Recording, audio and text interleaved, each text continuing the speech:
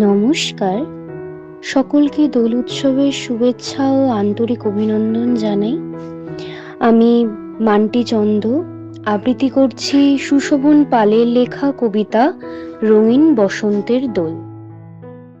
অশোক পলাশ কৃষ্ণচূড়ার সমারোহে প্রকৃতি সেজে উঠেছে রঙিন সাজে।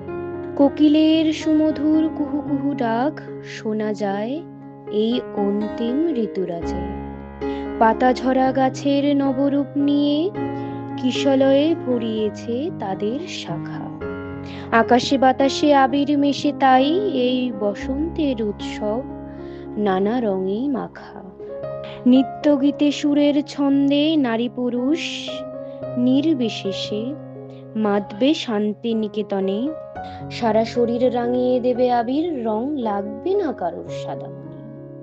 ছেলেদের পরনে সাদা রঙিন পাঞ্জাবি, হাতের মুঠো ভর্তি কত রকমের রঙে। মেয়েরা শাড়ি পরে ফুলের অলংকার, নিজেকে সাজিয়ে তোলে নানান ঢঙে।